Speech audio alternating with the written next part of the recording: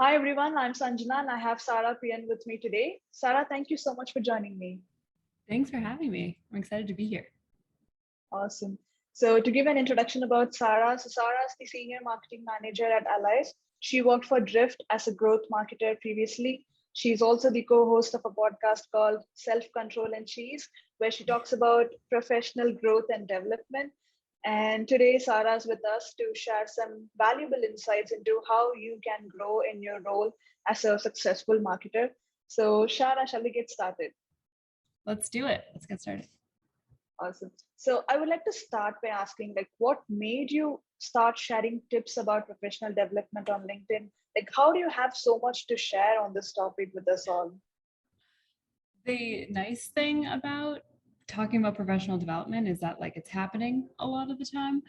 So there's an abundance of content, but I think also I don't ever want my takes to feel as though they're kind of subtweeting my current employer. There are some really ugly things that happen in professional growth that are sometimes more common than others at traditional or even toxic environments. And so I like to put sometimes disclaimers on my post. This I've is seen not that. a reflection of my existing employer. This is just something for you all to know. I think it also comes from after starting to talk a little bit more about professional growth. I've had a lot of people reach out and have questions about their own professional growth and their own specific scenarios that they're trying to work through. And so having other people's experiences that I can comment on, or not in an anonymous sort of way, also just helps fuel content, because professional growth is one of those things where it feels so personal, but a lot of people are going through the same things. And so to start talking about it, I'm sorry, there's a fly. Oh my gosh, the worst. Okay. To start talking about it in a way where I'm also talking about it from the perspective of I haven't quote unquote made it yet. I haven't reached a point in my career where I could be considered fully successful. I'm 26, I still have a ton to learn. And there are so many people who talk about what they wish they knew in their 20s, what they wish they knew when they were earlier on in their career. And so I figured may as well start documenting what I think right now in my career and see how it changes and see how that evolves or doesn't as I continue just growing. And I think being motivated also helps fuel a lot of professional growth conversations, because I have conversations with my mentors, my manager, my colleagues of just what can I do to grow, essentially. Okay, got it. And how do you know that this is the right thing to do in a certain situation? How do you know that this is the right thing to do? And does that come from your experience? Somewhat comes from my experience. I had a really condensed period. You get really condensed periods of growth when you work at startups, and especially my first ever job out of college was working at Drift, and I was there for almost 3 years, and I saw that company at so many different stages, from 35 employees to 400 when I left. And so there are so many different stages that a company will be in when they have growth like that.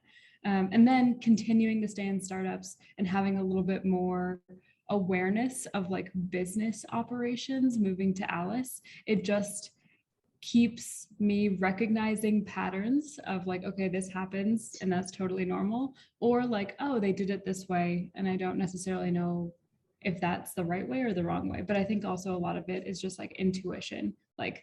I'm just going to go in this direction, see how it goes, and if it doesn't work out, I can backtrack to where I was before and start again.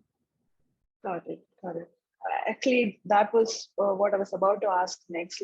You started your career as a support rep with Drift, right? Mm-hmm. But right now you're a senior marketing manager at Alyce. So how do you, it's having this is an untraditional background that you have, right? So starting from a support rep to a marketing manager, does that impact your career in any way? Because I have a major in engineering, but I started out as a business analyst, and now I'm a product marketing manager. So I think this is how it is for everybody. So what kind of impact does this have?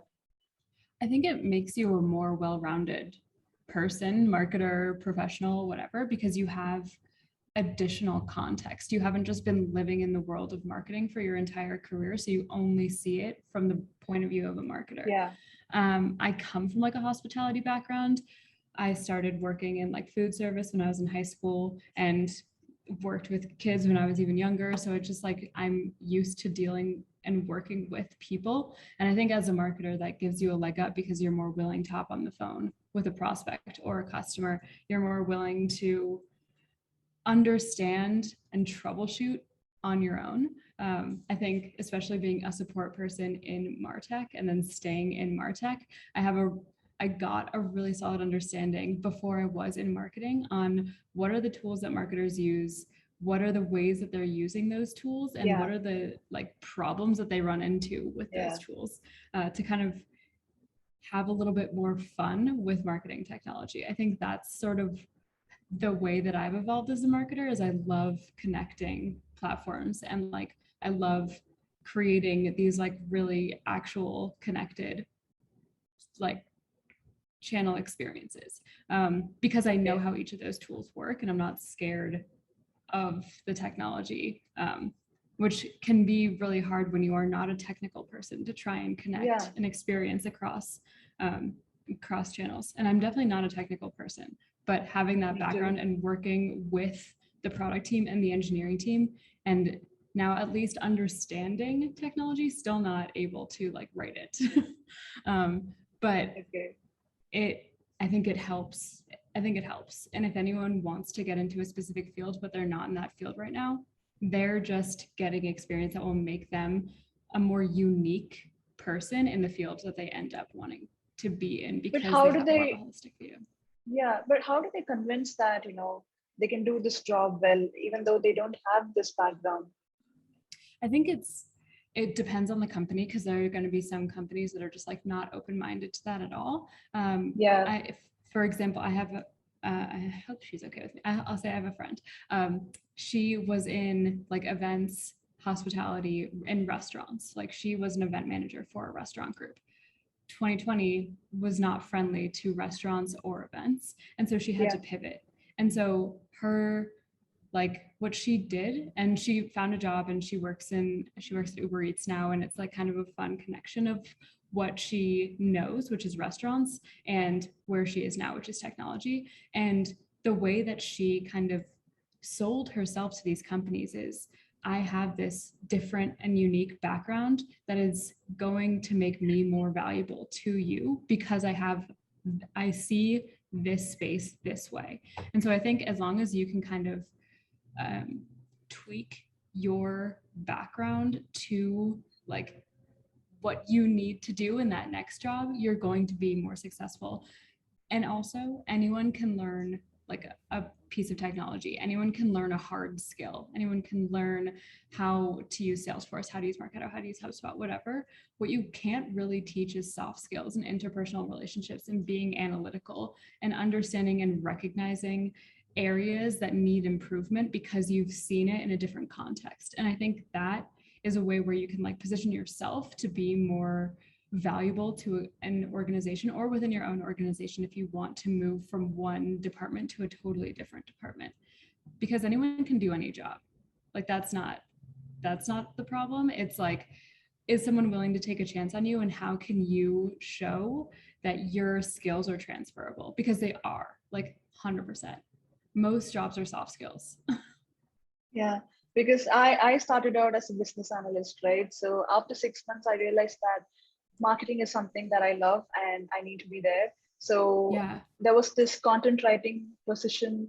There was an opening in the same company for a content writer position. So I thought I know that I can write well. So I created a blog for myself and I showed them that I can write well. That's how you prove your talent and get that job. So you said that very well.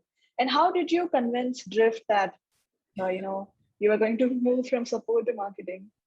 That wasn't actually something that I did. That was something that Drift did out of necessity.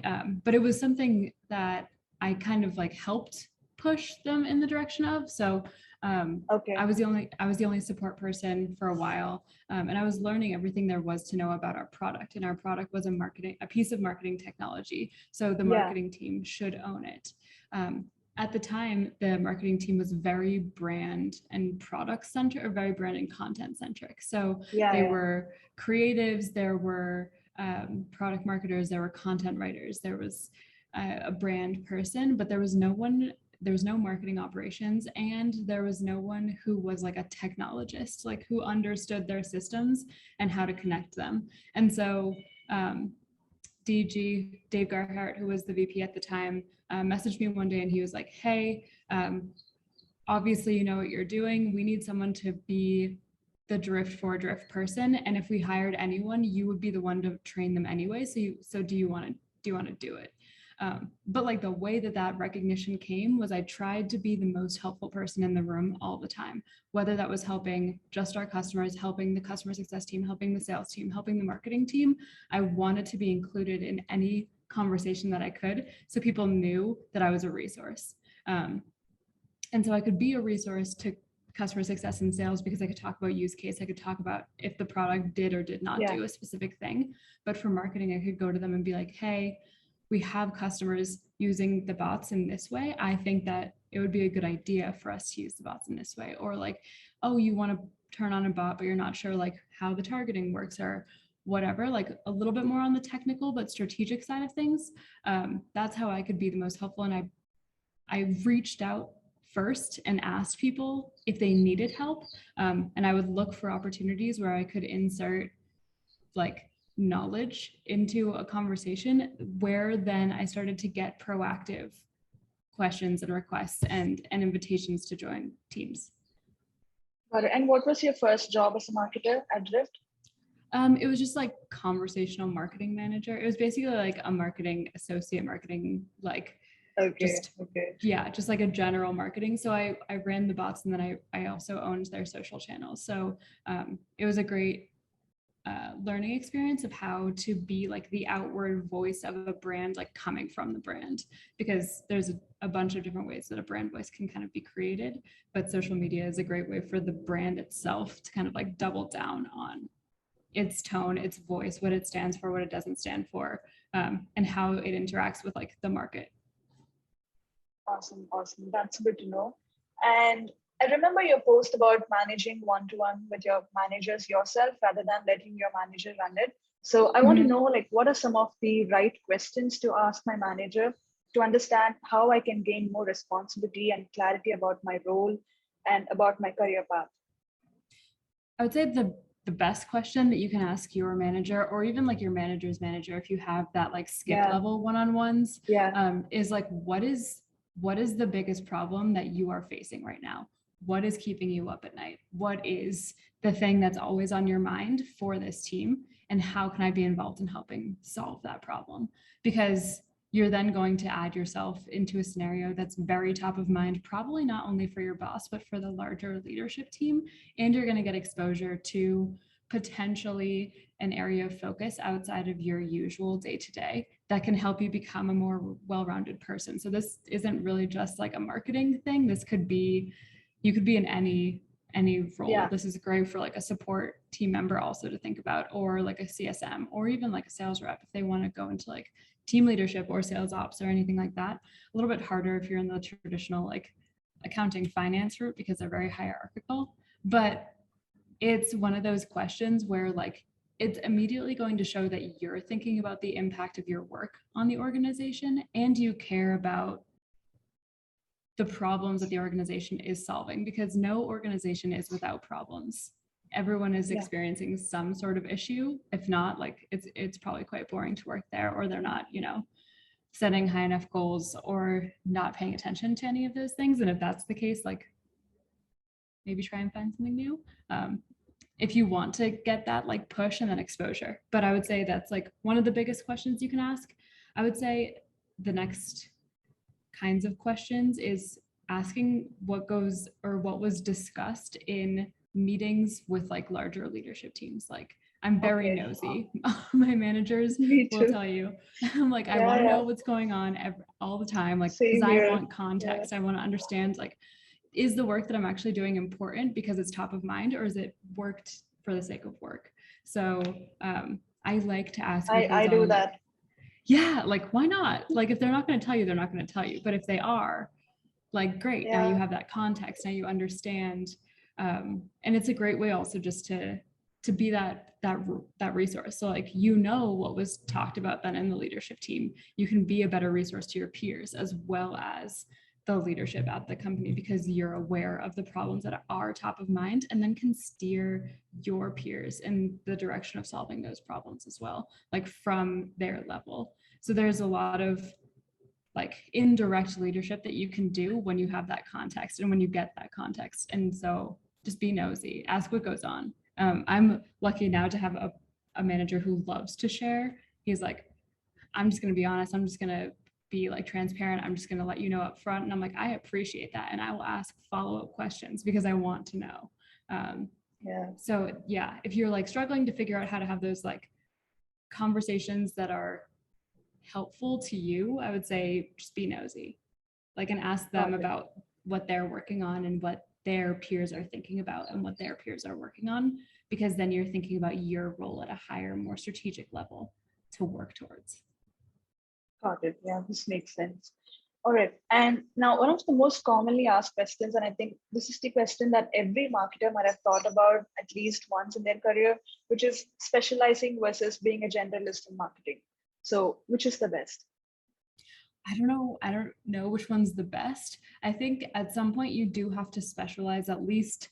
Like you can't be a graphic designer and demand gen and product marketing. Like that's that's too many things for one person. But I think especially earlier on in your career, say yes to each of those individual opportunities so you can have context around what that team works on and what the problems that that team solves. Because eventually, as you are going to specialize, you then have that empathy for your colleagues, your team, and eventually like the people that you manage. If you manage a larger team and you are like a director or like SVP or a CMO, you're going to have to work with individual teams of people who are specialized. So if you have that empathy and understanding of their day-to-day, that just like makes you a more well-rounded leader and also more well-rounded colleague when you are just like still at the IC level or the manager level.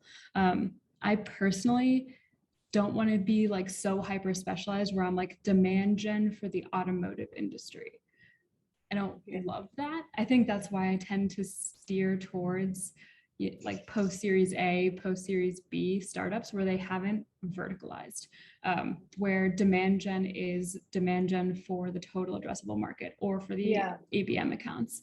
But I think you do have to choose, like what area of marketing you want to be in at some point. But then I don't know when that point is, because you can also pivot in your career and you can decide one day that you don't want to be a business analyst anymore and you want to be a product marketer, or you don't want to be a product marketer anymore and you want to do web dev. And I would say like, it's hard because I don't know. I don't I don't want to be like the most specialized, but I do like where I'm at in demand gen, where I feel as though I can both help the customer success team and the sales team. I like to be in that place because they're usually the loudest for help and the loudest to thank you for that help. And so it's a great way to be then recognized by the company as a whole that you are a resource. All right. And could you give us a few tips on how to get promoted? Man, promotions are tough because they're never a surprise. Promotions are like, you always like grow up and you think like, oh, I'm going to get recognized for my work. And then one day I'm just going to come in and it's going to be like, surprise, you're promoted. And that's like never how it goes. I would make sure like upfront before you go through the process of getting promoted to make sure like what are the expectations you are held to so that you can exceed them or at least, hit those expectations. I would say then it comes with like sitting with your manager and having either like a monthly or bi-monthly or quarterly or weekly or bi-weekly, whatever, conversation where you talk about your career growth. So one of your one-on-ones a month, one of your one-on-ones a quarter, something along those lines should be about making sure that you are fitting those expectations and, you know, like where you want to take your career next. Once you're a little bit more clear on that, then it like comes to having those conversations during those times with your manager to be like, hi, I want to discuss my role, and I want to discuss like compensation with that role. Because if you're exceeding expectations, then you're already like, you already should be promoted. But it's one of those things where companies probably won't promote you until you've been exceeding expectations for like a month or whatever. So they're always really awkward to start, but like companies expect those conversations and they're ready and willing to have those conversations. So it's way less awkward for them than it is for you. And then like use some like market research. I would say like always come to those conversations prepared. It's like based off of the responsibilities that I have and the tasks that I do on a regular basis, I think that I am either already doing this job or like prepared to take on more responsibility that would be this job. If like what, and like, yeah, basically like based on my research, I think that this is like the area that I can be most impactful. This is the place where I think I should be, and I want to be. Okay. Can I get there? And then if they say no, then it's on your manager to then give you a detailed plan to help you get there. It's not just on you to get promoted. Your manager has to advocate for you, and your manager has to make sure that you're fitting those expectations that the company as a whole has, because your manager probably isn't going to be the only person who like writes off on your promotion. They have to go through like their manager and then like the C-suite and then like the finance guy, and the finance guy never wants to pay people more, or finance guy or girl.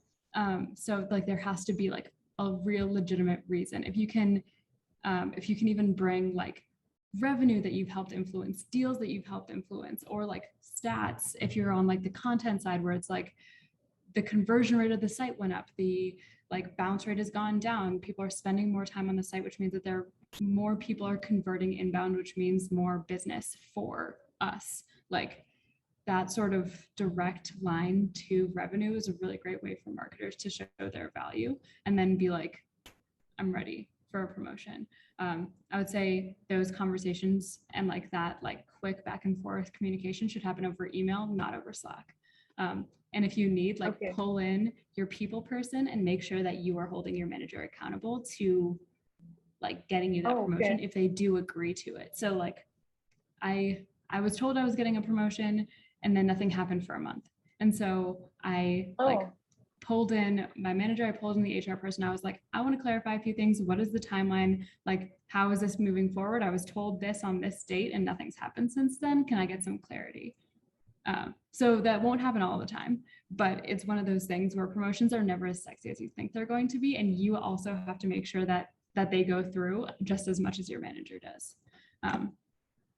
Yeah, I think, yeah. So what I do is I have a spreadsheet where I keep track of everything that I do and the results that I'm bringing for the company, like in terms of revenue or its content and the number of downloads, or like how is it impacting the revenue. So I make sure that I note that down in a spreadsheet. So when I talk to my manager, like after 3 months or 6 months about my work, I have everything, noted down somewhere. So I can just show him that I've done all of these things, and I think I can take up more, or I can, I think I have the ability to move to the next stage because I've done all of these. I've proved myself.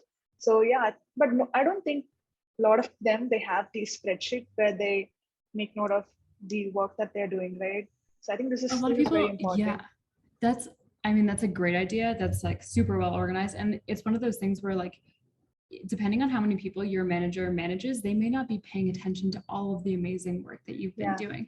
So having a log like that, a spreadsheet like that, even like a file on your computer of like screenshots of praise that you've been getting from the team. I do that. Where people are, I do that. Make your own hype file. Exactly. Just like look through on a bad day, but also to be like, this is how the team views me as a resource. Like, I'm not just lying when I say that I feel as though I am a resource to this organization. Here is like evidentiary proof, both from like peers, but also through metrics that this business cares about. So like, definitely keep track. Very important. Yeah, of like how your work affects your peers and the company. Yeah, I love that. It's a great idea. Awesome. And my next question is about finding ideas to bring to the team to execute. Let's say I run a team of about 2 to 3 marketers. Now, how do I excite them with creative ideas so they can execute them? And what type of research should I do? Like, where should I look for ideas? I always like to look at, like, honestly, sometimes the really bad blogs have some good ideas, like the really SEO optimized ones that are like not actually helpful at all, like where it's just like they obviously just wrote this blog to rank for a specific keyword but not to actually help. There are sometimes like small, if you read like 5 of them, there you get like enough of one idea to like bring back to the team. But I think also like having one person be the idea person doesn't necessarily make the team feel like they can all bring their ideas to the table. One thing that Alyce does that I really appreciate is we have like an inspo sesh. So we have a campaign that we want to work towards. There is like a specific goal at the end of the campaign, and there's a specific theme for the campaign. But then we all kind of just brainstorm together of like what we think we should do, both from a website experience, a design experience, a video experience, how we're going to distribute all of those things, what the next step is going to be. And it gives everyone a chance to kind of like, we get nuts. Like we have some like really bad and really weird ideas, but we end up like tailoring it down to something that's like really unique, really like exciting, and something that like people recognize us for. I think that's like how Alyce has gotten a stronger brand name and brand presence, is the fact that like we don't have like one idea guy. We have the whole team coming together, being like kind of ridiculous and out there with our ideas, and then like scaling them back to something that we can all execute on individually, that makes us more focused, it makes us more creative, and it makes us more fun, like to the market. Yeah, we do the same here. We have a brainstorming session every quarter. We pick a theme every quarter. So one quarter will be about website, what can we improve on the website, and the other quarter will be about content. What more ideas can we bring to the table for the content team to execute? What else can we do differently? And then we make sure that we poll all of these ideas and make sure that we have the next set of action plan to start executing on that. Like we as a team work together. Though I'm from the product marketing function, I make sure that I contribute at least 1 or 2 hours every quarter to the other team as well. So that's really interesting because I get to share my ideas about content to the team, and they get to share their product marketing ideas with me. So it's like a collaborative environment. So which is great. Yeah, totally. I mean, we have a relatively small team here at Alyce. We're like 7 people. So we each have like our own swim lanes, but like are very collaborative in that because we need to be, because we're only 7 people. Yeah, same here. I think we are 6 to 7. Yeah, we are a team of 7 people, I guess. But small teams make big impact. So. Yeah, exactly. I love it. Awesome. So my last question for you is kind of funny, but I gotta ask you this because you've been there and done this. So how did you get experience without being 10 years into your career? Yeah, so that's one of the things that like caused me the most annoyance, is like I wish that I just had more time and more experience so that I could like say that I have or have not done this in a like sufficient enough way. But I would say like the best way to get the most experience and the most exposure is to be that person who is viewed as a resource, because you're inevitably going to be pulled into scenarios and situations that aren't in your like day-to-day job description, but that give you more ideas, or that give you more context, where you can then like know the next best step to take. So the way that I would try and start being that helpful person, which I had to do when I came to Alyce, was like I had to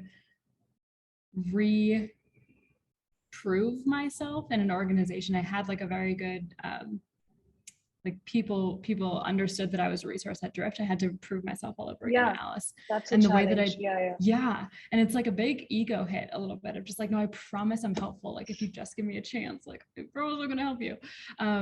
And so the way that I kind of did that was by starting to get really close with the customer success managers, because a lot of their job is super reactionary. And if you can help them be more proactive, whether that's through creating content, or if you are like a marketer and you sell to marketers, giving them like a peer-to-peer resource of like, pull me in on calls. Like, I'm happy to brainstorm with your customers. I'm happy to look over their copy. Like, I'm happy to be just like another marketing voice for them, where you are more of their strategic voice. And from there, you start to create like deeper relationships with customers. You start to create deeper relationships with sales, because you're then able to like have anecdotal like case studies essentially of like, oh yeah, we have a ton of customers using this product in X, Y, and Z way. So your use case for this like sales conversation makes total sense. We'll definitely be able to do that. And then also like, just like also making sure that you do your job. If you promise to do something, make sure that you actually deliver on it, and you make sure that whoever you promised to do that specific thing knows when you deliver on that thing. I think that's like simple, but not always easy when you have a ton of like different priorities. But it's like, do what you say that you're going to do, and then make sure that people know that you did it. So that people know that you are also like a trustworthy person to give more opportunity and more opportunity and experience too. Awesome. That's really good to know. I think we as a marketer should go on calls with the customer success team and sales teams to understand more about our customers and be of help there. That should be a good start to get that broad experience in marketing, right? So yeah, that's really good to know. Awesome, Sara. So I think we've reached the end of the episode, but before I wrap it up, let's do a quick rapid fire if you're Sure. okay with that. Yeah. Awesome. Okay, so who do you follow the most on LinkedIn? I would have to say Bridget Putker. I follow her a lot, but she hasn't been super active. I know that she's been taking some time off over the summer, like from posting, just to be like chill. I really like Eddie Schleiner. Like, I think that he just tells stories very well. And I think a lot of people know him for that, because he is like that copywriting guy. And oh my gosh, hold on. There's another person who I am blanking on their name. Jacob Geberwald. Okay. Geberwald. Jacob. He's awesome. He's super positive, and he's just like very real. He just talks about like real experiences from real people, and himself, and is like super open about being in sales, but also just like what he like truly believes in as a person. Oh, and Katie Martell. I love Katie Martell. She's the best. Awesome. I'll definitely give their LinkedIn profile in the description so people can check their profile later. Yeah. And my next question is, what's your favorite book or what's your favorite podcast? I have been on a very big fiction kick recently, and so I read a lot of Taylor Jenkins Reid. She wrote just like 3 bestsellers literally in a row. She's super talented. Malibu Rising is like the book that I would recommend, though. It's just like so good. And then Ann Patchett is also a great author who just writes about interpersonal relationships better than people like live them. Like, she's very talented. Awesome. All right, my last question is, let's say hypothetically you're getting your career started. What would you tell to yourself? Don't worry about where you are right now, because it's going to help you later. I think especially if you do graduate college with a specific like vision in mind, especially when you go to business school, there's like a very specific path. Sorry, the sun is like streaming in right now, so the light. Yeah, I see that. Like, yeah, I see that. Like especially when you graduate college, like, and people immediately have like their dream job or whatever, like it can be very stressful for you as a 21, 22-year-old. The job that you have out of college is not going to be the job that you have forever. It's just going to make you better at your job later. So like, don't stress, just enjoy the experience that you get right now, because it's gonna pay off later. Awesome. All right, Sara. So I've exhausted all the rapid fire questions that I had. This was absolute fun. Thank you so much for spending your time with me today. I'll give your LinkedIn profile in the description so people can connect with you later, talk more about professional growth and development. I'll give your podcast link also in the description so people can check that out. It was nice talking to you, Sara. Thank you again. Thanks for your time. Thanks for having me. This is so fun. Bye-bye.